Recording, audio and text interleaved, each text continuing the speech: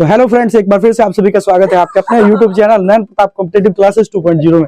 तो दोस्तों, आज के इस वीडियो में जैसा कि हम पिछले सीरीज में 50 सवालों को सॉल्व किए थे नॉन स्टॉप, वैसे ही यहाँ पर आज भी हम लोग 50 सवालों को बिना रुके हुए सॉल्व करेंगे। चलिए समय को गवाए बिना वीडियो को शुरू करते हैं। तो देखिए यहाँ पर क्या लिखा है। लिख रहा है कि प्रकाश की किरणें, आ रहा है ना, इसमें आ रहा है ना सीधे, हाँ आ रहा है कि प्रकाश की किरणें या प्रकाश की किरणों के पथ दर्शाने वाले चित्र को क्या कहते हैं। सिंपल सी बात यह है कि अगर प्रकाश का कोई किरण है और उस किरण के जाने के लिए कोई मार्ग होगा, तो उस मार्ग को दर्शाने के लिए हम डॉट डॉट स्ट्रक्चर का प्रयोग करते हैं। तो उस डॉट डॉट स्ट्रक्चर को हम किरण आरेख कहते हैं। क्या कहते हैं? किरण आरेख कहते हैं। ये याद रखेंगे, इसको कहते हैं किरण आरेख। पहले सवाल का जवाब हो गया, ठीक है। और दूसरे पर आ जाएं, इसको कहते हैं इंग्लिश में रे डायग्राम। अगला है आपके पास सामान्य नेत्र का दूरबिंदु। अगर हम नेत्र की चर्चा करें तो नेत्र जो है, उस नेत्र में दो तीन बातें हैं, उसको आपको याद रखना है। पहला बात क्या कि हमारा नेत्र का स्ट्रक्चर कैसा कैसा है, हमारे नेत्र में कौन कौन सी चीजें हैं। तो हम आपको फिगर के सहायता से बताए हुए थे कि अगर ये आपका नेत्र है, अगर ये आपका नेत्र है, ज्यादा हो गया ना,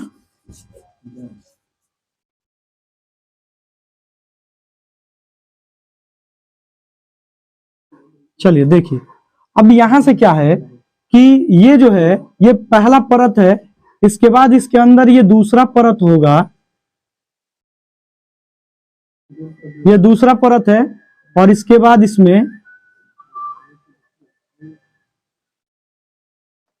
इसमें ये तीसरा परत होगा, तीसरा परत। तो ध्यान देंगे, इन सब का नाम अलग अलग है। जैसे बाहरी वाले परत को क्या बोलेंगे? श्वेत पटल, और श्वेत पटल। उसके बाद अंदर वाले को क्या बोलेंगे? अंदर वाले को क्या बोलेंगे? इसके अंदर वाले को करायड। सबका हिंदी नाम भी याद होना चाहिए। ये कोराइड इंग्लिश नेम है। श्वेत पटल को स्क्लेरेनकाइमा कहते हैं, इसको कोराइड को हिंदी में रक्तक पटल कहते हैं। और याद रखेंगे, इसका नाम है कॉर्निया, कॉर्निया। और फिर इसके अंदर आ जाते हैं हम लोग, इसका नाम है परितारिका, जिसको आइरिस कहते हैं, परितारिका, जिसको आइरिस कहते हैं। इसके बाद इसको कहते हैं सिलियरी मसल्स, सिलियरी मांसपेशियां, हिंदी में कहते हैं पश्चमाभी पेशियां। कहीं कहीं पर वो भी लिख देता है, सिलियरी मसल्स ही लिख देता है। आगे देखते हैं, ये सबसे लास्ट जो परत है, इसका नाम है रेटिना, और रेटिना इंग्लिश नाम है, हिंदी में इसे क्या कहते हैं? दृष्टि पटल। ये ध्यान रखेंगे। तो सवाल ये है, ये कॉर्निया है, और ये आपके पास आइरिस है, परितारिका है, ये आपके पास सिलियरी मांसपेशियां है, और यहाँ पर होता है आपके पास लेंस। ये क्या होता है? नेत्र लेंस होता है। ये क्या होता है? नेत्र लेंस। और इसमें एक बिंदु होता है जिसे हम क्या कहते हैं? पुतली कहते हैं। इस बिंदु को पुतली कहते हैं, याद रखेंगे। अब सुनो क्या है, अब सुनिए यहाँ पर क्या है कि हमारा जो प्रतिबिंब बनता है वह इस रेटिना पर बनता है, इस पर बनता है, इस रेटिना पर बनता है, ठीक है। तो सवाल क्या पूछा है? सवाल पूछा है कि सामान्य नेत्र का दूरबिंदु क्या होता है। तो देखिए, हमारा जो नेत्र है उसका कोई, उसके लेंस की जो पावर है, लेंस की जो क्षमता है, वह क्षमता फिक्स नहीं है। वो डिपेंड किस पर होती है? सिलियरी मांसपेशी पर। सिलियरी मांसपेशी अगर ज्यादा खींचा, लेंस हो गया पतला, लेंस पतला हुआ, फोकस दूरी बढ़ गया। सिलियरी मांसपेशियां छोड़ा तो लेंस हो गया मोटा, मोटा हो गया तो लेंस की फोकस दूरी हो गई कम। तो कहने का मतलब ये है ना कि सिलियरी मसल्स पे निर्भर कर रहा है लेंस की क्षमता, यानी कि हमारी जो फोकस दूरी है वह क्या होगी? अनंत होगी। और जब फोकस दूरी अनंत होगी, यानी कि हम अनंत तक की वस्तु को देख सकते हैं। इसलिए हमारा यहाँ पर जवाब क्या होगा कि अधिकतम जो सामान्य नेत्र का जो दूरबिंदु होता है वह क्या होता है? अनंत होता है, इनफाइनाइट होता है। और निकटतम बिंदु कितना होता है? तो निकटतम बिंदु 25 सेंटीमीटर होता है। अच्छा, और एक हुआ दूरबिंदु, एक हुआ निकट बिंदु। इन दोनों के बीच के डिस्टेंस को क्या कहते हैं? रेंज ऑफ विजन, दृष्टि परास कहते हैं। क्या कहते हैं? दृष्टि परास। इस चीज को भी ध्यान में रखेंगे कि दूरबिंदु और निकट बिंदु, दूरबिंदु और निकट बिंदु, दूरबिंदु और निकट बिंदु, इसके जो बीच का डिस्टेंस है, इसे हम क्या कहते हैं? इसे कहते हैं दृष्टि परास, रेंज ऑफ विजन कहते हैं, ठीक है। आगे बढ़ जाते हैं। स्पेक्ट्रम में किस रंग का विचलन, किस रंग के किरण का झुकाव अधिक होता है? किस रंग के किरण? अगर हम बात करते हैं स्पेक्ट्रम की, तो स्पेक्ट्रम हम कब बनाते हैं? जब हम एक प्रिज्म लेते हैं और प्रिज्म से कोई प्रकाश की किरण को भेजते हैं, तो प्रकाश की किरण ऐसे ना जाके, उसी रास्ते से ना जाके, अपने कुछ मार्ग से विचलित हो जाती है, और विचलित हुई है तो इन्हें हम क्या कहेंगे? VIB GYOR। सबसे नीचे कौन है? वायलेट। किरण का रास्ता कौन सा है? ये है किरण का रास्ता, ये है जो कि हम डॉट डॉट में दिखाए हैं। डॉट डॉट से सबसे ज्यादा दूरी पर कौन गया है? ये भी गया है, यानी कि भी का विचलन सबसे ज्यादा होगा, यानी कि झुकाव भी इसी का सबसे ज्यादा होगा। इस चीज को जानकारी में रखेंगे। अब ऐसे नहीं याद हो रहा है तो आपको बस ट्रिक में क्या याद रखना है? आपको याद रखना है VIBGYOR। याद ये रखना है आपको कि ऊपर से नीचे आएंगे तो प्रकीर्णन का मान बढ़ेगा, प्रकीर्णन मतलब स्कैटरिंग बढ़ेगा, ठीक है। फिर ऊपर से नीचे आएंगे, अपवर्तन का मान ये भी बढ़ेगा। ऊपर से नीचे आएंगे, विचलन का मान ये भी क्या होगा? बढ़ेगा। अच्छा, ऊपर से नीचे आएंगे तो तरंग दैर्घ्य का मान क्या होगा? घटेगा। तरंग दैर्घ्य का मान क्या हो जाएगा? घटेगा। और कोई चीज होता है इसमें? इसके अलावा और कोई पॉइंट होता है? नहीं होता है। इसके अलावा आपके पास सारी चीजें इसी से कवर हो जाएंगी। देखिए, तो स्पेक्ट्रम में किस रंग का झुकाव अधिक होगा? अरे भाई, सबसे ज्यादा विचलन जिसका होगा उसी का तो झुकाव आएगा। तो ऊपर से नीचे आ रहा है तो विचलन किसका सबसे ज्यादा? बैगनी का, भी का। तो इसलिए हमारा जवाब क्या हो जाएगा? बैगनी हो जाएगा। कोई दिक्कत किसी को इसमें? आगे देखिए, स्पेक्ट्रम प्राप्त करने के लिए किसका उपयोग करते हैं? तो भाई स्पेक्ट्रम यहां पर हम प्राप्त किए हैं, स्पेक्ट्रम नहीं है ये, अभी डिस्पर्जन ऑफ लाइट है, प्रकाश का वर्ण विक्षेपण है। ये क्या है? प्रकाश का वर्ण विक्षेपण है। और इसको जब हम पर्दे पर प्राप्त कर लेते हैं, पर्दे पर, तो उसको वर्णपट कहते हैं, जिसे हिंदी में स्पेक्ट्रम जिसे इंग्लिश में स्पेक्ट्रम कहते हैं। तो बात यहां पर ये हो रही है कि स्पेक्ट्रम हमें कब प्राप्त होगा? जब ये आपके पास रहेगा तो, यही ना प्राप्त होगा। तो इसलिए इस सवाल का जवाब क्या हो जाएगा आपके पास? प्रिज्म हो जाएगा। क्या हो जाएगा? प्रिज्म। नेक्स्ट की ओर बढ़ जाए तो मानव नेत्र में किस प्रकार का लेंस पाया जाता है? मानव नेत्र का जो लेंस है, आप ही देख रहे हैं कि ये लेंस कैसा है? उभरा हुआ है, उठा हुआ है, दोनों तरफ जब उठा हुआ है तो इस लेंस को क्या कहेंगे? उत्तल लेंस। कैसा लेंस? उत्तल लेंस। अगर नेक्स्ट की ओर बढ़ जाए तो दूरदृष्टि दोष से पीड़ित आंखें स्पष्ट देखती हैं। अब देखो, हम आपको सिंपली बताए हैं कि दृष्टि दोष जो भी हो, दृष्टि दोष में अगर जो नाम आपको दिख रहा है, जो नाम दिखेगा इसका मतलब क्या है कि वो दूरी दिखेगी, और जो नाम नहीं दिख रहा है वो दूरी नहीं दिखेगी। जैसे कहने का मतलब ये है, दूरदृष्टि दोष नाम क्या है? दूरदृष्टि दोष। इसमें दूर दिख रहा है, इस सवाल में क्या है? दूर दिख रहा है, तो यानी कि हमें दूर दिखाई देगा, निकट दिखाई नहीं देगा। वैसे ही निकट दृष्टि दोष, तो निकट दृष्टि दोष सवाल में निकट दिख रहा है, तो यानी कि निकट दिखाई देगा, दूर दिखाई नहीं देगा। तो यहाँ पर आपके पास सवाल ही सीधा क्या है? दूर दृष्टि दोष से पीड़ित आंखें किस चीज को स्पष्ट देखती हैं? दूर की वस्तु को, दूर की वस्तु स्पष्ट देख पाती हैं। सामान्य नेत्र के रेटिना पर बनने वाले प्रतिबिंब की प्रकृति कैसी होगी? अरे भाई, रेटिना है हमारा, और रेटिना पर प्रतिबिंब बन रहा है, चलो हटाते हैं। उससे पहले हमारे पास लेंस कैसा है? उत्तल लेंस है। उत्तल लेंस जो है वह उल्टा प्रतिबिंब भी बनाता है और सीधा भी बनाता है। लेकिन हम आपको बहुत पहले बताए हैं कि इस लेंस में अधिकतर प्रतिबिंब आपको कैसा प्राप्त होता है? उल्टा। और उल्टे प्रतिबिंब सारे के सारे कैसे होते हैं? वास्तविक। तो याद रखेंगे कि रेटिना पर बनने वाले प्रतिबिंब की प्रकृति कैसी होती है? उल्टा और वास्तविक, चाहे वास्तविक और उल्टा।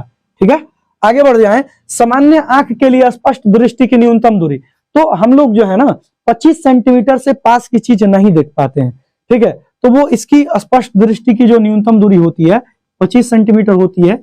कई बार पूछ चुका है ये सवाल, ध्यान रखेंगे। दूरदृष्टि दोष वाले मनुष्य के चश्मे में होता है कैसा लेंस? अब हम आपको बताए थे कि इसको आप नॉर्मली ऐसे याद रख सकते हैं। दूर है तो दूर में दो अक्षर है, तो लेंस हम लगाएंगे उत्तल, इसमें 3 अक्षर है। वैसे ही निकट है तो निकट में 3 अक्षर है, तो आप इसमें क्या लगाएंगे? अवतल, तो इसमें हो जाएंगे 4 अक्षर। ठीक है, ये ध्यान रखेंगे। बबू समझ में आता नहीं? होने आगे बैठ आगे कह रहा है, तो यहां पर आपके पास क्या हो जाएगा? उत्तल लेंस। कैसा लेंस? उत्तल लेंस। नेक्स्ट सवाल की ओर बढ़ जाएं। जरा दूरदर्शिता को दूर करने के लिए किस प्रकार के लेंस का प्रयोग करते हैं? तो याद रखेंगे कि जरा दूरदर्शिता तब होती है ना जब हमारी सिलियरी मांसपेशियां कमजोर हो जाती है, यानी कि जब व्यक्ति वृद्ध होते हैं तो सिलियरी मांसपेशियों में जो खिंचाव होती है वो पूर्ण रूप से नहीं होती है, और जब पूर्ण रूप से नहीं होती है यानी कि लेंस कभी मोटा हो जाएगा, कभी पतला हो जाएगा। इस स्थिति में प्रतिबिंब जो है वो सही रूप से नहीं बन पाता है, और जब सही रूप से नहीं बन पाता है तो उस दोष को दूर करने के लिए हमें किस प्रकार के लेंस की जरूरत होती है? बाइफोकल लेंस, जिसको हम हिंदी में द्विफोकसी लेंस कहते हैं। क्या कहते हैं? द्विफोकसी लेंस। द्विफोकसी का मतलब क्या है? उसमें 2 लेंस होगा जिनका फोकस दो दो दो होगा, जब दो लेंस है तो फोकस भी दो होंगे, ये ध्यान रखेंगे। हालांकि उसमें एक अवतल होता है और एक उत्तल होता है। हाँ, दोनों लेंस होता है इसमें। तो जड़ा दूरदर्शिता को दूर करने के लिए हम किस लेंस का प्रयोग करेंगे? बाइफोकल का। हालांकि आपसे कभी ये पूछ सकता है, आपसे कभी डीपली पूछे, बुर्बक भी बना सकता है कि बताना है आपको कि यदि चश्मा है और इस चश्मे में, यदि इस चश्मे में लेंस लगा है, बाइफोकल लेंस लगा है, क्या लगा है? बाइफोकल लेंस, तो यहां पर भी लेंस होगा और यहां पर भी लेंस होगा, यहां पर भी होगा, यहां पर भी होगा। तो आपसे पूछ सकता है कि ऊपर कौन सा लेंस होगा, नीचे कौन सा लेंस होगा, क्या बताएंगे? नीचे अगर देखना है तो नीचे हमें पास की वस्तु देखने के लिए उपयोग करना है। तो पास की वस्तु देखना है तो इसका मतलब क्या कि पास की चीज आपको दिखाई नहीं दे रही है। पास की चीज दिखाई नहीं दे रही मतलब क्या है? आपको दूरदृष्टि दोष है, दूरदृष्टि दोष है। और दूरदृष्टि दोष में नीचे कौन सा होगा? उत्तल, और ऊपर क्या हो गया? अवतल। किसी एक सिरे को पकड़ेंगे तो बाकी दो अपने से हो जाएगा, समझ में आ जाएगा। क्लियर है? पास देखना है मतलब क्या? पास दिखाई नहीं देता। पास दिखाई नहीं देता मतलब दूरदृष्टि दोष। दूरदृष्टि दोष को दूर करने के लिए उत्तल लेंस। ठीक है, तो नीचे उत्तल तो ऊपर अवतल। सवाल घुमा सकता है, ये बात ध्यान रखेंगे। श्वेत प्रकाश को जब किसी प्रिज्म से गुजारते हैं, नहीं सॉरी, यहाँ पर ना श्वेत प्रकाश में कितने वर्ण होते हैं, मतलब रंग? 7 गो। आप भी देख लीजिए, VIBGYOR, बैजानी ह पी ना ला, याद रखेंगे। श्वेत प्रकाश को जब किसी प्रिज्म से गुजारते हैं तो सबसे कम विचलन किसका हुआ? ये देखो तो डॉट रेखा से कम विचलित कौन हुआ है? लाल। तो इसका जवाब क्या हो जाएगा? लाल। आगे बढ़ जाएं तो प्रिज्म के भीतर प्रकाश को पहुंचने के बाद सभी रंगों में बंटना क्या कहलाता है? अब देखो, प्रिज्म के भीतर प्रकाश पहुंच गया, पहुंचने के बाद प्रिज्म के अंदर पहुंचा, उसके बाद सभी रंग में बट गया। तो रंग में बट गया भाई, तो उसको कहते हैं वर्ण विक्षेपण। क्या कहते हैं? वर्ण विक्षेपण। इस घटना को क्या कहते हैं? हाँ, डिस्पर्जन ऑफ लाइट कहते हैं इंग्लिश में। अच्छा, प्रकाश के किस वर्ण का तरंगदैर्घ्य सर्वाधिक होगा? अभी हम बताए कि ऊपर से नीचे आएंगे तो तरंगदैर्घ्य घटता है, यानी कि ऊपर सबसे ज्यादा होगा। ऊपर सबसे ज्यादा यानी कि रेड का सबसे ज्यादा होगा। यहां पर आपके पास जवाब क्या हो जाएगा? लाल रंग। लाल रंग का सर्वाधिक होगा। आगे है भाई, एक उत्तल लेंस की फोकस दूरी 20 सेंटीमीटर है, तो लेंस की क्षमता।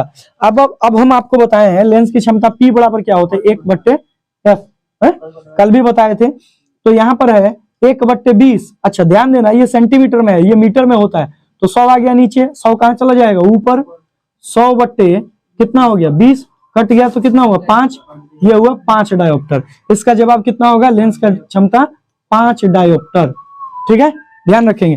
आगे है पुतली। आगे पुतली के साइज को नियंत्रित करता है। अब देखो, ये हमारी पुतली है, इस पुतली के साइज को यही तो नियंत्रित करेगा, परितारिका।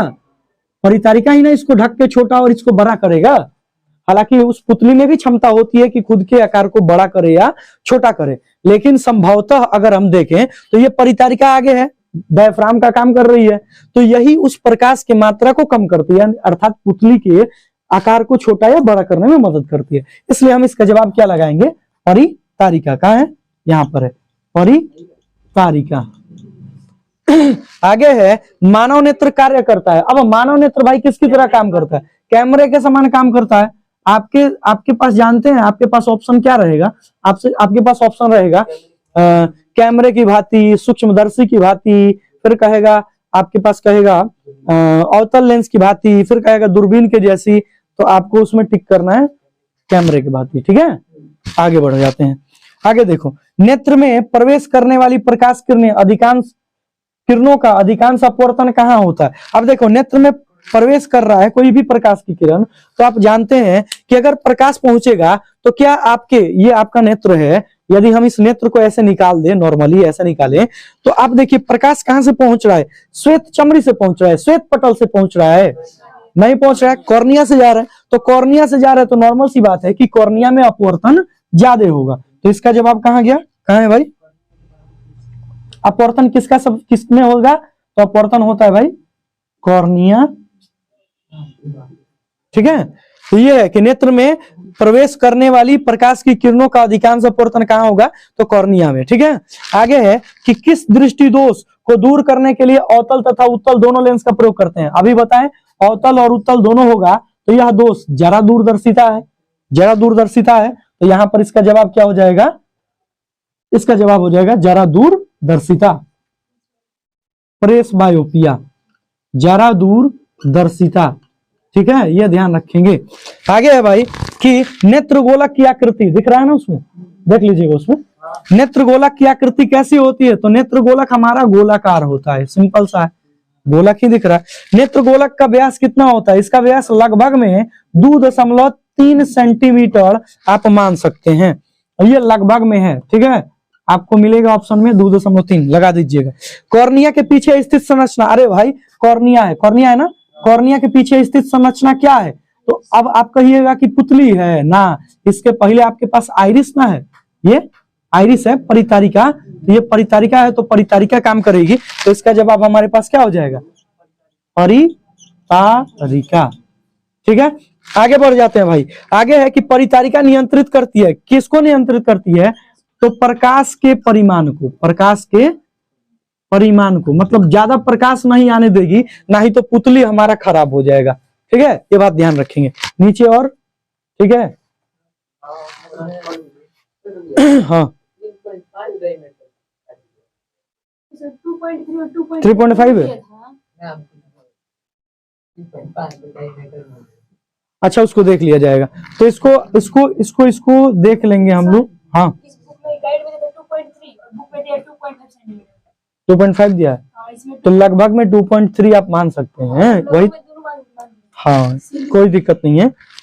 चलिए देखिए, अब दिख रहा है इसमें, अब देखो विद्युत सिग्नलों को उत्पन्न करता है। अब विद्युत सिग्नल कौन उत्पन्न करेगा, ये आप देख रहे हैं ना कि ये निकलता है और ये निकल रहा है ना, तो यही प्रकाश स्नायु है, और यही प्रकाश स्नायु क्या करता है, विद्युत सिग्नलों को जनरेट करता है, जो माइंड में पहुंचता है ना, मस्तिष्क में।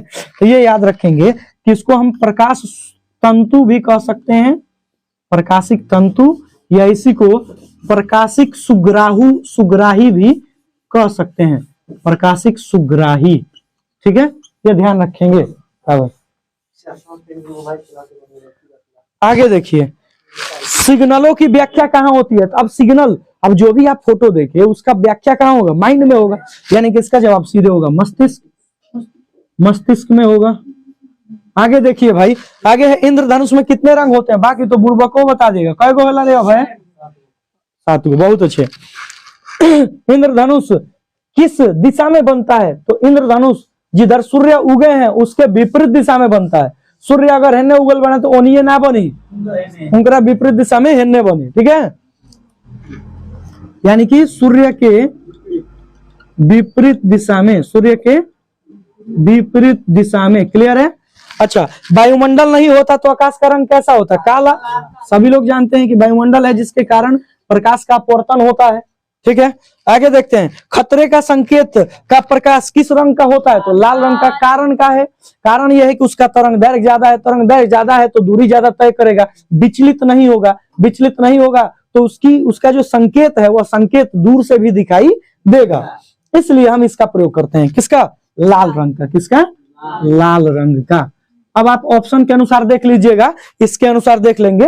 अब हमेशा के लिए अगर लाल ना रही तो क्या मरबो, तो अगर मान लो ऑरेंज रही तो ऑरेंज मरता, ठीक बा, ध्यान रखेंगे। आगे देखिए, दोपहर के समय सूर्य का रंग कैसा दिखाई देता है भाई, तो आप भी ये बात अच्छे तरीके से जानते हैं, श्वेत दिखाई देता है, कारण समझा देते हैं। ये रहा आपके पास सूर्य और ये रही आपके पास पृथ्वी। आप जानते हैं कि पृथ्वी जो है यहां पर अब देखिए, आप भी ये बात जानते हैं कि दिन के समय में सूर्य जो होता है वह पृथ्वी के सिर पर होता है, दोपहर में क्या होता है, हम लोगों के सिर पर होता है सूर्य। तो उस समय क्या होगा, दूरी सबसे कम होती है, और दूरी सबसे कम होती है तो प्रकाश की स्पीड क्या होगी, प्रकाश की स्पीड ज्यादा होगी। हालांकि प्रकाश की स्पीड नहीं बदलेगी, प्रकाश तो वो 3 लाख किलोमीटर प्रति सेकंड की रफ्तार से चलता ही है, लेकिन बात क्या है कि यहाँ पर कम डिस्टेंस तय करना है, यहाँ पर ज्यादा डिस्टेंस तय करना है। तो पॉइंट यहाँ पर ये आता है कि जब कम डिस्टेंस तय करना होगा तो क्या होगा कि वो सारा जो प्रकाश में जो 7 रंग है उसका विचलन नहीं होगा, और जब विचलन नहीं होगा तो डायरेक्ट सारा प्रकाश आ गया, यानी कि वो प्रकाश सीधे कैसे प्रकाश निकालेंगे, श्वेत। क्लियर है, इसलिए इसका जवाब हो गया श्वेत। आगे बढ़ते हैं इसमें, हाँ श्वेत हो जाए। आ रहा है ना पूरा। आगे देखिए थोड़ा सा, कह रहा है कि बादल का रंग सफेद दिखता है, कारण क्या है? तो आप ये बात ध्यान में रखेंगे कि जितनी भी प्राकृतिक चीजें हैं, जितनी भी प्राकृतिक चीजें हैं, बताए हैं, जितनी भी प्राकृतिक चीजें हैं और वो भी बड़ी, उन सब में आपको लगाना है प्रकाश का प्रकीर्णन, प्रकाश का प्रकीर्णन। क्यों? क्योंकि उसके जब रंग की बात करेगा, जितनी भी बड़ी प्राकृतिक चीजें हैं और अगर रंग की बात करें तो उसमें क्या लगाना है? प्रकाश का प्रकीर्णन। अच्छा, कोई भी झूठा घटना हो, झूठा घटना, तो उसमें आपको क्या लगाना है? अपवर्तन। क्या लगाना है? अपवर्तन। कोई भी अगर सच्ची घटना है तो उसके लिए क्या लगाना है आपको? परावर्तन। जैसे आपसे कह देगा मेकअप करने के बाद स्त्रियां किसके कारण चमकती हैं? तो परावर्तन के कारण। शू को पॉलिश करने के बाद शू क्यों चमकता है? तो परावर्तन के कारण। वो सच्ची घटना है, चमकता है सही में। अच्छा, हमको लगता है कि पानी में डूबी हुई छड़ी टेढ़ी है, लेकिन वो झूठी घटना है, अपवर्तन। हमको लगता है कि सिक्का ऊपर उठा हुआ है, अपवर्तन। लगता है मछली जो है वास्तविक स्थिति से ऊपर है, अपवर्तन, लेकिन नीचे होती है। हमको लगता है कोई भी तालाब गहरा कम है, लेकिन अपवर्तन। अच्छा, हमको लगता है ऐसा कि सूर्य भगवान पहले ही उग गए, अब पहले ही डूब गए, वो भी अपवर्तन है, वायुमंडलीय अपवर्तन। ये बात ध्यान रखेंगे। क्लियर? अच्छा, अब रंग की बात करें। अब रंग की बात, जैसे समुद्र का रंग पूछ दे, बादल का रंग पूछ दे, आपसे पूछ दे आकाश का रंग पूछ दे, ठीक है? तो ये सब बड़ी चीजें और प्राकृतिक चीजें हैं, और इन सब के रंग की चर्चा करें, सिंपल आप क्या लगाएंगे? प्रकीर्णन। क्लियर है? क्योंकि वहां पर रंग के बारे में बात करता है तो वहां पर यह कारण होता है कि छोटे छोटे पार्टिकल होते हैं, कण होते हैं, और कण प्रकीर्णन की घटना करते हैं। ये बात आप जानते हैं कि जब सूर्य का प्रकाश वायुमंडल में उपस्थित धूल कणों पे पड़ता है तो उन धूल कणों के द्वारा प्रकाश को एब्जॉर्ब करके सभी दिशाओं में फैला दिया जाता है, उसको प्रकीर्णन कहते हैं। अब आप देखें तो आकाश में भी जल का कण है, धूल का कण है, वायुमंडल आकाश हो गया। जल में देखे समुद्र का रंग नीला, उसमें भी जल का कण है। बादल को देखे तो बादल बन रहा है, तो बादल में भी तो जल के कण है। तो ये सारी चीजें जो है प्राकृतिक घटना है, और प्राकृतिक घटना के साथ साथ इसके रंग की चर्चा कर रहा है, तो बड़े और प्राकृतिक चीजें, तो हम उसमें क्या बोलेंगे? प्रकाश का प्रकीर्णन। हालांकि इसको 3 तरीके से परिभाषित किया गया था। मी स्कैटरिंग, मी ने इसको बताया था।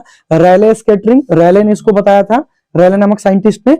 और फिर इसके बाद है आपको रमन स्कैटरिंग, जिसको सीवी रमन साहब ने बताया था। ठीक है, रमन प्रभाव बोलते हैं। ये 3 आदमी जो है प्रकीर्णन को समझाए थे, जो कि हम चैप्टर पढ़े हैं तो वहां पर बताए हैं। ठीक है, आगे देखते हैं।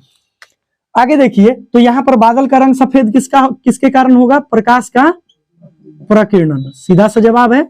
अच्छा, आगे बढ़ जाए। समुद्र का रंग नीला भाई किसके कारण होगा? ये भी प्रकाश के प्रकीर्णन। देखो तीनों को लाइन से, दो को लाइन से लिख दिए हैं। आगे स्कैटरिंग ऑफ लाइट। अच्छा, सूर्योदय और सूर्यास्त के समय सूर्य का रंग कैसा होता है? अच्छा, एक बात बताओ, सूर्योदय और सूर्यास्त के समय, अभी हम बताए आपको सूर्योदय और सूर्यास्त के समय, नहीं आ रहा है ना? नहीं आ रहा है। अच्छा, हम बताए थे सूर्योदय और सूर्यास्त के समय। देखो ये सूर्योदय के समय क्या होगा? सूर्य भगवान ज्यादा दूरी पर होंगे। अब ज्यादा दूरी पर हुए तो बताओ कि विचलन किसका ज्यादा होगा? विचलन जो है, जिसका तरंग दैर्घ्य कम है वो सब तो पहले ही विचलित हो गया, और ज्यादा दूरी तय करने वाली ही तो किरण पहुंचेगी। अब ज्यादा तय करने वाली किरण जो पहुंचेगी, इसका मतलब क्या? लाल रंग पहुंचेगा, लाले रंग में पहुंचेगा। ज्यादा दूरी तो वही चल सकता है, काहे कि बाकी जो किरण है वो तो पहले ही दम तोड़ देगा। इसमें VIB GYOR में से ये तो O तक तो पहले ही दम तोड़ देगा। हालांकि इसलिए O और R मिक्स करके पहुंचते हैं। आप यहाँ पर लाल रंग लगाएंगे, सूर्योदय के समय में भी और सूर्यास्त के समय में भी। तो यहाँ पर क्या है? सूर्योदय और सूर्यास्त के समय सूर्य का रंग कैसा होता है? लाल होता है। ये ध्यान रखेंगे। तारों का टिमटिमाना, तारा भाई टिमटिमाता नहीं है, लेकिन वायुमंडल जो है वो गर्म है, ठंडा हवा है, जिसके कारण सघन माध्यम विरल माध्यम बनता है, और सघन और विरल माध्यम बनने के कारण क्या होता है? अपवर्तन की घटना होती है, और अपवर्तन की घटना हो गई जिसके कारण तारे ऐसा लगता है कि वो टिमटिमा रहे हैं। लेकिन सूर्य भी एक तारा है, सूर्य नहीं टिमटिमाता है। क्यों? क्योंकि सूर्य हमारे बहुत ही करीब स्थित है। कितना करीब स्थित है? 150 करोड़ किलोमीटर है। देख लेंगे इसको। तारों का टिमटिमाना क्या है? वायुमंडलीय अपवर्तन। अच्छा, ध्यान देना, कभी कभी बुर्बक बनाता है, यहाँ पर अपवर्तन भी लिख देगा, वायुमंडलीय अपवर्तन भी लिखेगा, परावर्तन भी लिखेगा, और वर्ण विक्षेपण भी लिखेगा। तो आप अपवर्तन देख के अपवर्तन को टिक मत कर दीजिएगा। वायुमंडलीय अपवर्तन लिखा है तो आपको वायुमंडलीय अपवर्तन ही लिखना है। नहीं तो गड़बड़ हो जाएगा। आगे, एक कूलाम विद्युतीय आवेश कितने इलेक्ट्रॉन के समतुल्य होती है? मतलब अब देखो पूछ रहा है। अच्छा, आप ये एक बात जानते हैं कि एक इलेक्ट्रॉन पर कितना आवेश होता है? 1.6 गुणे 10 के पावर माइनस का 19 कूलाम। अब सवाल आपसे उल्टा कर दिया है। आपसे उल्टा क्या किया है? आपसे पूछ रहा है कि एक कूलाम बराबर कितना इलेक्ट्रॉन, यही तो पूछ रहा है। आपसे पूछ रहा है एक कूलाम जो है कितने इलेक्ट्रॉन के बराबर होगा, वही ना है। एक कूलाम विद्युतीय आवेश कितने इलेक्ट्रॉन की संख्या के बराबर है। तो नॉर्मल सा है कि यहाँ पर क्या है कि अगर आप यहाँ पर एक मंगाते हैं एक कूलाम, तो ये जो गुना में है ये इधर चले जाएंगे तो किसमें आ जाएंगे? 1.6 गुणे 10 के पावर माइनस 19 कूलाम। और 10 के पावर माइनस 19 जो है ऊपर जाएगा तो प्लस का हो जाएगा। यानी कि आपके पास क्या आ गया कि एक कूलाम, इसको आप घेर लेंगे।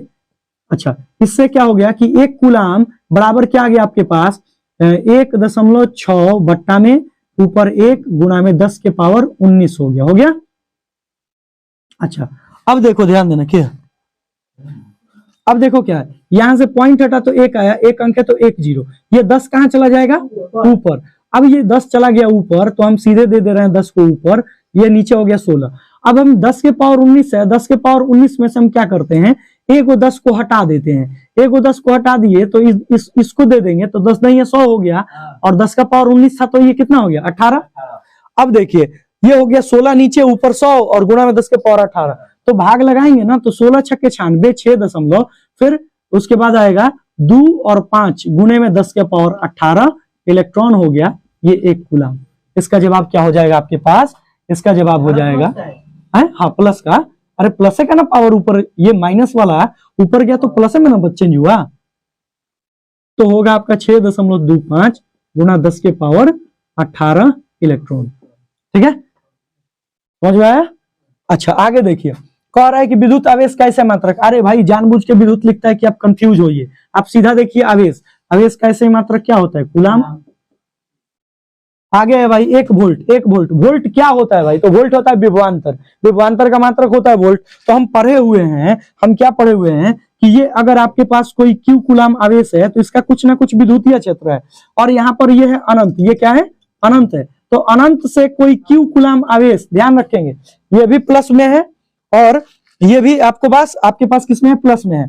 यदि आप अनंत से इसको यहाँ पर लाते हैं तो ये कोई ना कोई प्रतिकर्षण बल लगाएगा। अब प्रतिकर्षण बल मतलब दूर भेजेगा। अब दूर भेज रहा है तो इस क्रम में आपको जबरदस्ती काम कराना पड़ेगा। तो काम करा रहे हैं, कार्य कर रहे हैं किसके लिए भाई? मान लीजिए एक कूलाम आवेश को, अब मान लीजिए चाहे Q कूलाम आवेश को लाने के लिए आप कोई ना कोई काम कर रहे हैं, उसी कार्य को ही हम क्या कहते हैं? विभव या विभवांतर कहते हैं। विभव कहते हैं, सिंपल से समझिए। तो विभव बराबर क्या हो गया? वर्क अपॉन कूलाम, मतलब वर्क अपॉन चार्ज। ठीक है, विभव जो होता है पोटेंशियल डिफरेंस या फिर क्या बोलते हैं उसको? पोटेंशियल बोलते हैं ना। एक और होता है, एक पोटेंशियल होता है। तो पोटेंशियल विभव बराबर क्या होगा? Work upon charge. ठीक है, तो वर्क अपॉन चार्ज है, वर्क का मात्रक क्या हुआ? जूल, और चार्ज का मात्रक क्या हुआ? कूलाम।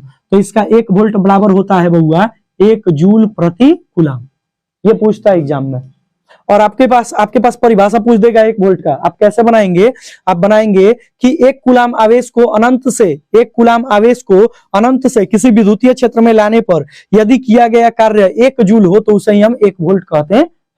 इसी से परिभाषा बन जाएगा। एक कूलाम आवेश को अनंत से किसी विद्युतीय क्षेत्र में लाने पर किया गया कार्य 1 जूल हो तो उसे ही हम 1 वोल्ट कहते हैं। आगे है आमीटर को विद्युत परिपथ में किस क्रम में जोड़ते हैं? तो आमीटर से संबंधित कुछ चीजें जानते हैं।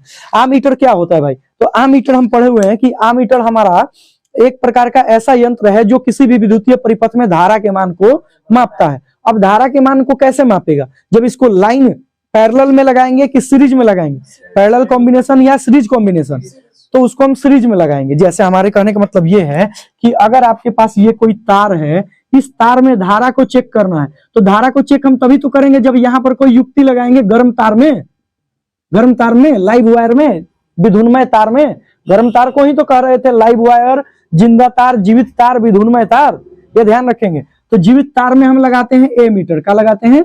ए मीटर। अब देखिए भाई ए मीटर लग गया तो ये क्या बताएगा कि कितना धारा बह रहा है।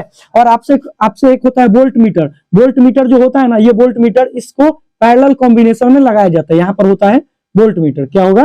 Volt meter. तो वोल्ट मीटर पैरेलल कॉम्बिनेशन में होता है, समांतर में। क्या बोला? वोल्ट मीटर जो है वो पैरेलल कॉम्बिनेशन में लगेगा, समांतर क्रम में, जबकि ये मीटर किस में लगेगा? सीरीज कॉम्बिनेशन, श्रेणी क्रम में। अच्छा, एक चीज और, अगर धारा के प्रवाह को नापना है तो अगर ए मीटर है तो ए मीटर आपके धारा के मान को पूरा पूरा नापेगा। कब नापेगा? जब इस तार में जरा सा भी प्रतिरोध नहीं रहेगा तब, और चाहे उस यंत्र में जरा सा भी प्रतिरोध नहीं रहेगा तब। यानी कि आपसे सवाल पूछ देता है कि आदर्श ए मीटर का प्रतिरोध कितना होता है, आदर्श ए मीटर का प्रतिरोध पूछ देता है कि कितना होता है, तो आदर्श ए मीटर का प्रतिरोध 0 होता है। कितना होता है? 0। वैसे ही पूछ देता है आदर्श वोल्ट मीटर का प्रतिरोध कितना होता है, तो अनंत होता है। इस चीज को याद रखेंगे, एग्जाम में पूछता है। आपके पास यहाँ पर 3-4 सवाल बने। 3-4 सवाल क्या बने, सुनो, ध्यान देना। ये पहला सवाल ये बना कि आप जो ए मीटर है उसको किस क्रम में जोड़ेंगे? श्रेणी क्रम में। किस तार में जोड़ेंगे? जीवित तार में। जीवित को ही विधुन्मय कहते हैं, उसी को ही लाइव वायर कहते हैं। ठीक है। अच्छा, लाइव वायर का रंग कैसा होता है? लाल होता है। ठीक है। अच्छा, आपसे फिर ये 3-4 सवाल हो गए। फिर आगे क्या है कि ए मीटर जो होता है, एक आदर्श ए मीटर का प्रतिरोध क्या होगा? 0। 4 सवाल हो गए। अब आ जाइए वोल्ट मीटर में। आ जाइए, वोल्ट मीटर क्या मापता है? तो विभवांतर मापता है। क्या मापता है? विभवांतर। किस क्रम में जोड़ते हैं? समांतर क्रम में जोड़ते हैं। किस क्रम में जोड़ते हैं?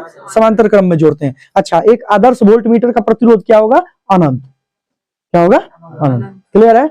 इतने सारे आपके पास सवाल बने इसमें, और इससे सारा ऑब्जेक्टिव बनता है, ये बात ध्यान रखेंगे। और अगर आपको कुछ नहीं भी मालूम होगा, कल को आपको आ जाए कि ए मीटर वोल्ट मीटर में अंतर स्पष्ट करें, तो इस आधार पर आप अंतर स्पष्ट कर सकते हैं कि ए मीटर धारा मापता है, वोल्ट मीटर विभवांतर मापता है। ए मीटर श्रेणी क्रम में जोड़ते हैं, वोल्ट मीटर समांतर क्रम में जोड़ते हैं। ए मीटर आदर्श ए मीटर का प्रतिरोध 0 होता है और आदर्श वोल्ट मीटर का प्रतिरोध अनंत होता है। ठीक है, ये सारा चीज है, आप बना सकते हैं। आगे देखते हैं, आमीटर को किस क्रम में जोड़ा भाई? तो श्रेणी क्रम में। किस क्रम में? श्रेणी क्रम में।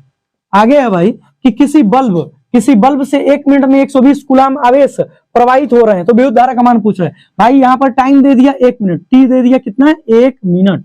1 मिनट यानी कि 60 सेकेंड। अच्छा, और कितना कूलाम आवेश प्रवाहित हो रहा है? 120 कूलाम। यानी कि आपसे क्यू का मान दे दिया कितना? 120 कूलाम। आपसे पूछ रहा है क्या? विद्युत धारा का मान। विद्युत धारा का मान आई पूछ रहा है, तो आई बराबर क्या होता है? तो देखो आई बराबर होता है क्यू बाई टी। कैसे आया? कैसे आया? तो ये इस फॉर्मूले से आया। P बराबर आप जानते हैं W बाई टी होता है। शक्ति बराबर क्या होता है? W बाई टी होता है। ठीक है। और P जो है यह लेंस की लेंस बोल रहे, माफ कीजिए, यह विद्युत धारा में है P, तो विद्युत शक्ति है, विद्युत शक्ति है। तो विद्युत शक्ति जब है यह, तो यहां से हम क्या निकालेंगे कि इसका मात्रक क्या कर देंगे? इसका मात्रक हम P का मात्रक क्या होता है? वोल्ट होता है। P का भी मात्रक वोल्ट ही होता है ना, सॉरी वाट होता है ना, सॉरी। अच्छा चलिए कोई बात नहीं। तो यहां से हम क्या कर रहे हैं कि हम P बराबर, अच्छा P बराबर एक और चीज होता है, P बराबर VI होता है। P बराबर VI होता है। ये बात जानते हैं? नहीं जानते हैं तो समझा देते हैं। चलो इसके जितने भी फॉर्मूले हैं उसको समझा देते हैं। यहाँ पर देखिए आप कि आपके पास फॉर्मूला होता है, एक होता है P बराबर W बाई टी होता है। P बराबर क्या होता है? W बाई टी होता है। अब P बराबर W बराबर क्या होता है? W बराबर होता है VI। W बराबर क्या हो गया? VI। ध्यान रखेंगे। ये देखो अभी आप क्या देखे, कार्य बराबर यहाँ पर क्या देखे, ये आपके पास विभव था, और विभव बराबर क्या देखे आप? विभव बराबर देखे W बाई क्यू। तो W बराबर क्या हो गया? W बराबर क्या हो गया? ये W बराबर हो जाएगा, ये विभव को भी कहते हैं, Q आ गया यहाँ पर, यानी कि W बराबर हमारे पास हो गया, W बराबर यहाँ पर हम लिख देंगे VQ। क्या लिख देंगे? VQ, अब बट्टे में P। अच्छा अब देखिएगा Q बराबर क्या होता है? Q बराबर क्या होता है? IT। Q बराबर क्या होता है? IT। तो P बराबर क्या हो गया? V इंटू Q के लिए हम लिख दिए I इंटू T, तो बट्टे में क्या आ गया? T, तो T से T कट गया, तो P बराबर एक क्या फॉर्मूला आ गया? VI नहीं आ गया? ये ध्यान रखेंगे। तो P बराबर एक VI आ गया। तो देखो ये फॉर्मूला इंपॉर्टेंट है, ये वाला फॉर्मूला इंपॉर्टेंट है, ये भी इंपॉर्टेंट है। आगे देखिए, अब यहां से क्या होगा कि VI हमारे पास हो गया, P बराबर VI। तो हमें चूंकि ये चीज सॉल्व करना है जिसमें हमारे पास क्या आ जाए? I आ जाए, Q आ जाए, T आ जाए। तो P बराबर आप क्या देख रहे हैं? W बाई टी देख रहे हैं। अच्छा अब देखो P बराबर क्या होता है? VI होता है, तो हम लिख देंगे VI बराबर W बाई टी लिख देंगे, W बाई टी। और W बराबर हम अभी क्या देखे? W बराबर हम क्या देखे? W बराबर देखे V इंटू क्यू, W बराबर क्या देखे V इंटू क्यू। तो हम यहां से क्या करेंगे कि W के लिए, ये जो W है, इस W के लिए यहां पर देख लो फॉर्मूला VI वैसे ही है। अच्छा, W के लिए हम क्या लिख दिए V इंटू क्यू, अब बट्टे में क्या है T है ना। तो ये V से V कट गया तो I बराबर क्या है Q बट्टे T, तो फॉर्मूला नहीं आ गया I बराबर Q बट्टे T। क्लियर है? देखो देखो कैसे कैसे आया है, ये चीज आपके पास ध्यान में होना चाहिए, नहीं तो दिक्कत हो जाए। P बराबर W बाई T होता है। शक्ति बराबर क्या होता है, किसी भी विद्युतीय परिपथ की शक्ति बराबर होता है विद्युतीय परिपथ में व्यय की गई ऊर्जा और बट्टे में समय, बट्टे में समय। अच्छा, और W जो होता है ये हम यहां से निकाले कि V, विभव जो होगा, विभव को हम V से सूचित करते हैं, विभव को हम किससे सूचित करते हैं V से सूचित करते हैं। तो आप क्या देखिए कि विभव बराबर क्या हो गया, V बराबर क्या हो गया, V बराबर W बाई Q। तो हम अगर W निकालते हैं, W को वहीं छोड़ दे तो Q इधर आ जाएगा कि नहीं आ जाएगा, गुना में आ जाएगा। आप देख लो विभव बराबर W बाई Q, यहां से हम मिटा देते हैं। ये देखो विभव बराबर क्या है W बाई Q है, तो अगर हम W को छोड़ दें तो Q यहाँ पर गुना में, भाग में, इधर आएगा तो गुना में। तो देखो विभव के लिए V और Q जो है इधर आ गया गुना में। तो देखिए हम क्या किए, W के बदले में VQ लिख दिए, W के बदले में VQ लिख दिए।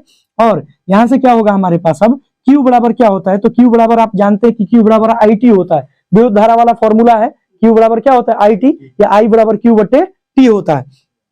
अब देखो तो यहां से क्या हो गया, Q बराबर हम IT लिख दिए, T से T कट गया तो P बराबर VI आ गया। P बराबर VI एक फॉर्मूला हो गया, अब इसी फॉर्मूले को इसमें पुट करेंगे। P बराबर W बाई T है तो P के लिए हम लिख देंगे VI, और W बराबर क्या होता है, तो W बराबर अभी लिखे VQ। तो यहां से हम VI वैसे ही है और VQ वैसे ही है, T यहाँ पर है, V से V कट गया तो I बराबर क्या हो गया Q बटे T। तो ये फॉर्मूला लगाएंगे तो आपके पास Q कितना है 120 कूलाम है। अच्छा, T कितना है 60 सेकेंड है, कट गया भाई, कट गया 60 गुना 120, 2 कूलाम प्रति सेकेंड, और इसी को कहते हैं 2 एम्पियर, क्योंकि धारा का मान एम्पियर में होता है। ठीक है, ये ध्यान रखेंगे। तो इसका जवाब क्या हो जाएगा भाई 2 एम्पियर। आगे है भाई अति भारण के समय विद्युत धारा, विद्युत परिपथ में विद्युत धारा का मान क्या होता है, तो हम जानते हैं अति भारण क्या होता है। अति भारण पढ़े हुए हैं कि जब किसी अति भारण क्या होता है, अति भारण में हम पढ़ते हैं कि हम क्या पढ़ते हैं, हम पढ़ते हैं कि जब किसी परिपथ में जैसे 5 एम्पियर का कोई तार है और उस 5 एम्पियर के तार से यदि हम 15 एम्पियर का कोई उपकरण चलाएं तो उस समय क्या होगा कि उस समय यह धारा को खींचने लगेगा, उपकरण धारा को खींचने लगेगा ज्यादा, और जब धारा को खींचने लगेगा ज्यादा तो इलेक्ट्रॉन जो धारा तार से बह रहे थे उस इलेक्ट्रॉनों का टक्कर ज्यादा होगा। अब टक्कर ज्यादा होगा तो तार जो होंगे ना वह तार क्या हो जाएंगे, गल जाएंगे, और गलेंगे, गर्म तार और ठंडा तार आपस में आ जाएगा, चिपक जाएगा और धारा का प्रवाह तेजी से बहने लगेगा। इसी चीज को कहते हैं ओवरलोडिंग। और दरअसल आप ऐसे भी समझ रहे हैं कि 5 एम्पियर का तार है और उसमें 15 एम्पियर का उपकरण लगा रहे हैं, तो क्या हो रहा है, उस चीज में ओवरलोड पड़ रहा है तार पर, और तार पर जो ओवरलोड पड़ रहा है उसी को हिंदी में अति भारण कहते हैं। अति भारण यानी कि अति भारण क्या है, वैसी घटना जिसमें क्या कह सकते हैं, कम क्षमता वाले तार से जब अत्यधिक क्षमता वाले उपकरण को जोड़ा जाता है तो उस परिपथ से होकर धारा का प्रवाह ज्यादा होने लगता है, और इसी घटना को हम क्या कहते हैं, अति भारण कहते हैं। ठीक है। अच्छा, अब है आपके पास लघु पथन। लघु पथन मतलब शॉर्ट सर्किट। तो ये देखो, ये अति भारण के समय में भी धारा का मान क्या हो जाता है, ज्यादा हो जाता है। धारा जो है वह धारा का मान क्या हो जाता है, ज्यादा। और लघु पथन के समय में भी धारा का मान क्या हो जाता है, धारा का मान इस समय में भी ज्यादा हो जाता है। कैसे समझाते हैं, देखो अति भारण में क्या है, जब ज्यादा हेवी सामान आप यूज करेंगे तब। शॉर्ट सर्किट क्या होता है कि वायुमंडलीय प्रभावों के कारण तार जो होते हैं उसके ऊपर के कवरिंग जो होते हैं हट जाते हैं, और जब कवरिंग हट गया इसका मतलब क्या है, कवरिंग जब हटा तो कवरिंग हटा इसका मतलब क्या है कि गर्म तार और ठंडे तार आपस में जुड़ गए, और फिर से वही काम होगा कि धारा का प्रवाह तेज गति से होगा। तो इस क्रिया में भी धारा का मान बहने लगता है ज्यादा। कह रहा है कि 100 वाट के विद्युत बल्ब 250 वोल्ट के विद्युतीय मेन से जोड़ते हैं तो बल्ब में प्रवाहित धारा क्या होगी। आप देखिए, आपसे पूछ रहा है धारा का मान, आई का मान पूछ रहा है।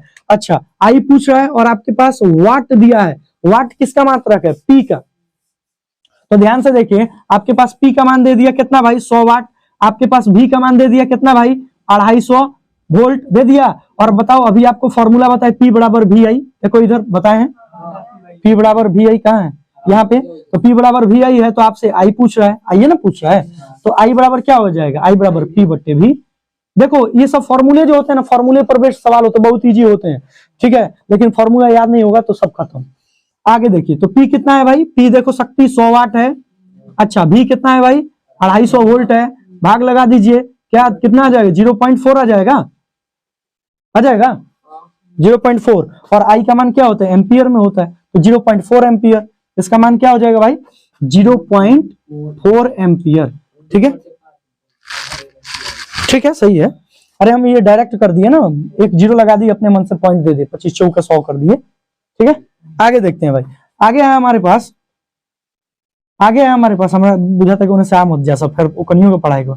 हमारे घरों में विद्युत धारा की आपूर्ति कैसे होती है भाई, तो हमारे घर में विद्युत धारा की आपूर्ति क्या होती है, 220 वोल्ट होता है और 50 हर्ट्ज होता है। ये इंपॉर्टेंट है, ये सवाल आपके एग्जाम में आएगा, 220 वोल्ट 50 हर्ट्ज, 220 वोल्ट 50 हर्ट्ज। रट्टा मार जाइए कि घरों में विद्युत आपूर्ति किस प्रकार होती है, 220 वोल्ट 50 हर्ट्ज से, 220 वोल्ट 50 हर्ट्ज से। आगे देखिए, आगे पूछा है कि किसी चालक की प्रतिरोधकता का मात्रक क्या है। आप सिंपल सा समझिए, प्रतिरोधकता जो होता है वह क्या होता है, तो सिंपल सा समझिए, प्रतिरोधकता को ही हम कहते हैं विशिष्ट प्रतिरोध। क्या कहते हैं, विशिष्ट प्रतिरोध। हम थोड़ा सा जगह चाहिए हमें, इधर आ रहा है, इधर आ रहा है, तो देखिए, देखेंगे अब, देखिए इधर हम पढ़े हैं कि प्रतिरोध बराबर क्या होता है। आप भी जानते हैं कि प्रतिरोध बराबर क्या होता है, आर बराबर क्या होता है, रो एल बटे ए। अगर आप रो को छोड़ दीजिएगा तो इधर क्या होगा, आर इंटू ए बट्टे रो, सॉरी बट्टे में क्या हो जाएगा, एल हो जाएगा। अगर आप देखें तो ये रो बराबर क्या हो गया, आर मतलब ओम हो गया। अच्छा, एरिया है, तो एरिया के लिए क्या लिखेंगे, मीटर स्क्वायर। लंबाई है तो मीटर से मीटर कट गया, तो ये हो गया ओम, सॉरी रो हो गया, ये क्या हो गया, रो को ही हम कहते हैं विशिष्ट प्रतिरोध। क्या कहते हैं, विशिष्ट प्रतिरोध, इसी को कहते हैं विशिष्ट प्रतिरोध, और इसी को कहते हैं प्रतिरोधकता। इसी को क्या कहते हैं, प्रतिरोधकता। तो आप ध्यान से देखिए, प्रतिरोधकता रो बराबर क्या हो गया, ओम यहाँ पर, मीटर यहाँ पर, तो बताइए ओम मीटर हो गया। तो इसका मात्रक पूछ रहा है, तो इसका मात्रक कहाँ गया, ये है, किसी चालक का प्रतिरोधकता का मात्रक क्या हो जाएगा, ओम मीटर। बोलिए, कोनो दिक्कत। अच्छा, प्रतिरोधकता के व्युत्क्रम को चालकता कहते हैं, प्रतिरोधकता के व्युत्क्रम को चालकता कहते हैं, कंडक्टेंस कहते हैं। अर्थात 1/ओम मीटर बराबर चालकता। ये ध्यान में रखेंगे, आपको ये बात भी यहाँ पर ध्यान में रखना है कि चालकता जो होता है, चालकता बराबर होता है 1/प्रतिरोधकता। और याद रखेंगे कि चालकता को हम सी से सूचित करते हैं, सी बराबर 1/ प्रतिरोधकता का मात्रक ओम मीटर। अच्छा, इसको हम ऊपर ले जाएंगे तो क्या होता है, महो पर मीटर होता है ना, तो वो भी आपको ध्यान रखना है। उसी को साइमन कहते हैं ना, याद रख, साइमन बोलते थे ना, साइमन ओम। हाँ ठीक है, वो ध्यान रखेंगे। आगे देखेंगे, अब देखिए भाई, यहाँ पर क्या है भाई, यहाँ पर है किसी चालक के छोरों के बीच विभवांतर भी है, प्रतिरोध आर है और धारा जो है आई है। तो आप जानते हैं कि सीधे है कि संबंध में क्या होगा, तो भी बराबर क्या होता है, आई आर, संबंध हो गया। अब देखिए, आर ओम वाले एन प्रतिरोधों को समांतर क्रम में जोड़ने पर तुल्य प्रतिरोध क्या होगा। इस चीज को हम लोग नीचे पढ़ेंगे, आ रहा है ना पूरा। अब देखिए यहां से क्या है, अब यहां से इस चीज को समझते हैं हम लोग। ये थोड़ा सा कॉम्प्लिकेटेड है, इसका जवाब भी उस गेस्ट पेपर में हमको लग रहा है कि गलत दिए रखा है। हम लोग इसको लॉजिकली पहले देखेंगे। ये सब लिख लिया ना साथ में, नहीं लिख, अब देखो, अच्छा चलो कोई नहीं, उसको फिर लास्ट में लिख देंगे। अब देखो क्या है यहाँ पर, आपके पास क्या है, यहाँ पर आपके पास ध्यान रखना, अगर हम कहें आपसे कि 2 ओम का प्रतिरोध है, 2 ओम का प्रतिरोध, एक वो तो समांतर क्रम होता है, और एक क्या होता है, श्रेणी क्रम। अच्छा, हम कहें कि 2 ओम का प्रतिरोध है, तो 2 ओम का प्रतिरोध को, अच्छा श्रेणी क्रम में देखो, समांतर क्रम में 1/RP बराबर क्या होता है, 1/R1 plus 1/R2 plus dash dash dash 1/RN होता है ना। अच्छा, और इसके लिए क्या होता है, RS बराबर क्या होता है, RS बराबर होता है R1 plus R2 plus dash dash dash plus RN होता है। अब देखिए हम कहें कि समान प्रतिरोध है, समान प्रतिरोध है, मान लीजिए कि हम कहें कि 2 ओम का प्रतिरोध है, कै गो 2 ओम का प्रतिरोध है 3 गो। हम क्या कर रहे हैं भाई, 2 ओम का प्रतिरोध है 3 गो, और इसको जोड़ने पर समतुल्य प्रतिरोध क्या होगा, इन्हें जोड़ने पर समतुल्य प्रतिरोध क्या होगा, जोड़ने पर समतुल्य प्रतिरोध क्या होगा, जोड़ने पर समतुल्य प्रतिरोध क्या होगा।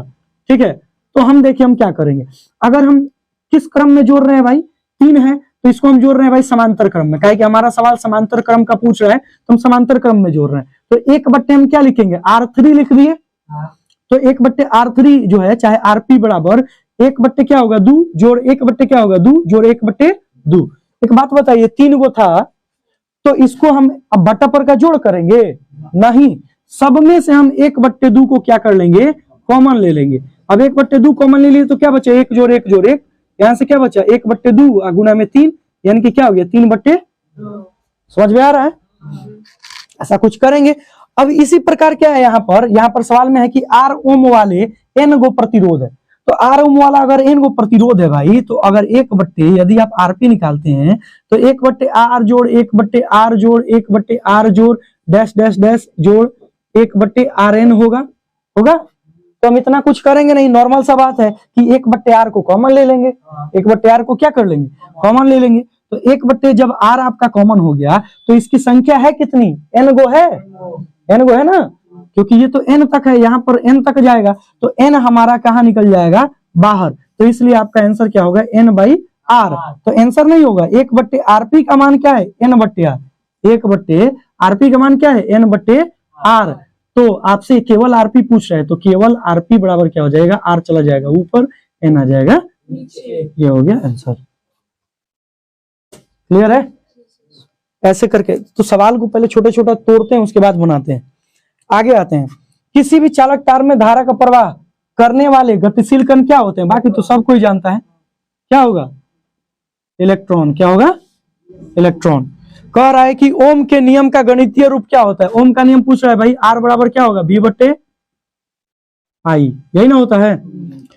किसी कुंडली का प्रतिरोध ज्ञात करने के लिए सूत्र, अब कुंडली का प्रतिरोध, अरे भाई यही सवाल है, कुंडली का प्रतिरोध निकालना है, R बराबर नहीं, वो वाला फॉर्मूला लिखेंगे, R बराबर ρL/A, क्या कि कुंडली में अनुप्रस्थ काट का क्षेत्रफल होगा ना, तो इसके लिए फॉर्मूला होगा R बराबर ρL/A, ये वाला फॉर्मूला लगाएंगे।